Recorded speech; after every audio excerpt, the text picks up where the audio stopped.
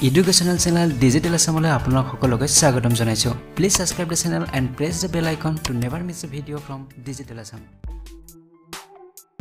নমস্কাৰ মই পল আৰু আপোনালোকে চাই আছে ডিজিটেল আসাম। আজি এই ভিডিঅ'টিত আমি আলোচনা কৰিম 25 জানুৱাৰীৰ মোষ্ট ইম্পৰ্টেন্ট কাৰেন্ট এফেয়াৰ্স সমূহ। আগৰ কাৰেন্ট এফেয়াৰ্সৰ ভিডিঅ' মোৰ লিংক ডেসক্ৰিপচন বক্সত দিয়া আছে, তাত গৈ আপোনালোকে চাব পাৰিব, নাইবা ওপৰত থকা আই বটনটোত প্ৰেছ কৰি আপোনালোকে সেই ভিডিঅ'সমূহ চাব পাৰিব।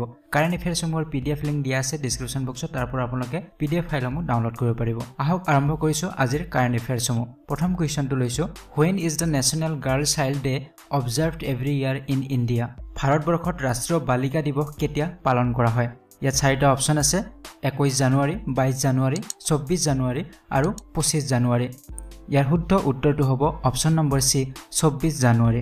প্ৰতি বছৰে 24 জানুৱাৰী তাৰিখে ৰাষ্ট্ৰীয় বালিকা দিৱস পালন কৰা হয়। এই দিৱসটো পালন কৰাৰ মূল উদ্দেশ্য হৈছে চাইল্ড সেক্স ৰেচিঅ' যাতে কমি নাযায় তাৰ বাবে সজাগতা বঢ়োৱাৰ বাবে এই দিৱসটো প্ৰতি বছৰে পালন কৰা হয়। ইয়াৰ লগত আৰু এটা ইম্পৰ্টেন্ট কুৱেশ্চন হ'ব পাৰে, সুধিব পাৰে যে 2019 চনৰ নেশ্যনেল গাৰ্ল চাইল্ড ডেৰ থিম কি আছিলে? সো ইয়াৰ থিমটো হৈছে empowering girls for a brighter tomorrow. এতিয়া আহিছো কুৱেশ্চন নম্বৰ 2 লৈ। What is India's rank on global talent competitiveness ranking? So recently global talent competitiveness ranking release কৰা হৈছিলে। ইয়াত ভাৰতৰ স্থান কিমান?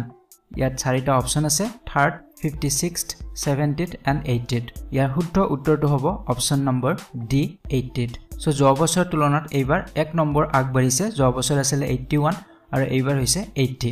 এই ৰেংকিঙত প্ৰথম স্থান লাভ কৰিছে সুইজাৰলেণ্ড, সেকেণ্ডত আছে ছিংগাপুৰ আৰু থাৰ্ডত আছে দ্য ইউনাইটেড ষ্টেটছ। এতিয়া আহিছো কুৱেশ্চন নম্বৰ 3 লৈ। When is the International Day of Education observed? কেতিয়া আন্তঃৰাষ্ট্ৰীয় শিক্ষা দিৱস উদযাপন কৰা হয়? ইয়াত চাৰিটা অপচন আছে, 23 জানুৱাৰী, 24 জানুৱাৰী, 26 জানুৱাৰী আৰু 27 জানুৱাৰী। ইয়াৰ শুদ্ধ উত্তৰটো হ'ব অপচন নম্বৰ বি, 24 জানুৱাৰী। এই দিৱসটোৰ উদ্দেশ্য হৈছে শান্তি আৰু বিকাশৰ বাবে শিক্ষাৰ কি ভূমিকা সেই বিষয়ে প্ৰচাৰ কৰাটো। সো এইটো আছিল ইণ্টাৰনেশ্যনেল এডুকেশ্যন ডে। ঠিক তেনেদৰে নেশ্যনেল এডুকেশ্যন ডেও পালন কৰা হয় ভাৰতবৰ্ষত। সেইটো পালন কৰা হয় 11 নৱেম্বৰ তাৰিখত আৰু মৌলানা আবুল কালাম আজাদৰ জন্মদিন হিচাপত এই দিৱসটো পালন কৰা হয়। গতিকে কেতিয়াবা কনফিউজন হ'ব পাৰে, নেশ্যনেল এডুকেশ্যন ডে বুলি সুধিলে 11 নৱেম্বৰ হ'ব আৰু ইণ্টাৰনেশ্যনেল এডুকেশ্যন ডে বুলি সুধিলে 24 জানুৱাৰী হ'ব। এতিয়া হৈছে কুৱেশ্চন নম্বৰ 4 লৈ। Name the student satellite that was launch by ISRO on 24 January. 24 জানুৱাৰীত ইছৰৰ দ্বাৰা এটা ছেটেলাইট লঞ্চ কৰা হৈছে ষ্টুডেণ্টছৰ বাবে। সেই ছেটেলাইটটোৰ নাম কি? ইয়াত চাৰিটা অপচন আছে, মাইক্ৰ'ছেট আৰ, কালামছেট, মেটছেট 1 এণ্ড চন্দ্ৰায়ন 1। ইয়াৰ শুদ্ধ উত্তৰটো হ'ব অপচন নম্বৰ বি, কালামছেট। এতিয়া আহিছো কুৱেশ্চন নম্বৰ 5 লৈ। Who has been named as the interim finance minister? কোনগৰাকী মন্ত্ৰীক অন্তৰ্বৰ্তী বিত্তমন্ত্ৰী ঘোষণা কৰা হৈছে? চাৰিটা অপচন আছে, ৰাজনাথ সিং, সুৰেশ প্ৰভু, নীতিন গাডকাৰী আৰু পীয়ুষ গোয়েল। ইয়াৰ শুদ্ধ উত্তৰটো হ'ব option number D, Piyush Goyal. এতিয়া আহিছো কুৱেশ্চন নম্বৰ 6 লৈ। Lance naik Nazir Ahmad Wani will be conferred with which award in 2019?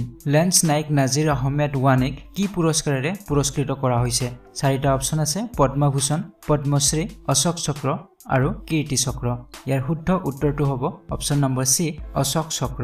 So Nazir Ahmed পূৰ্বতে আতংকবাদী আছিলে, কিন্তু 2004 চনত তেখেত ইণ্ডিয়ান আৰ্মিত যোগদান কৰিছিলে আৰু 2018 চনত এটা এণ্টি টেৰৰ অপাৰেশ্যনত তেখেতৰ মৃত্যু হৈছিলে। ইয়াৰ আগতো তেখেতক সেনা মেডেলেৰে পুৰস্কৃত কৰা হৈছে।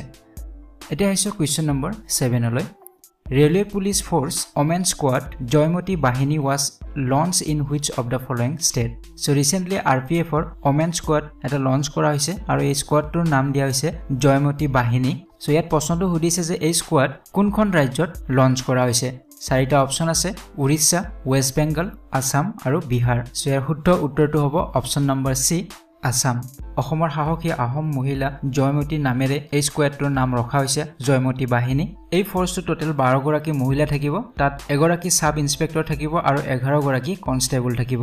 আৰু এই স্কোৱাডটো কেৱল গুৱাহাটী ৰিজিয়নৰ বাবে।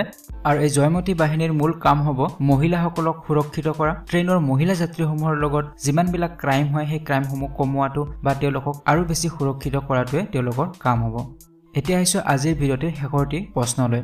Which Indian cricket bowler has become the fastest Indian to claim 100 wickets in one-day internationals?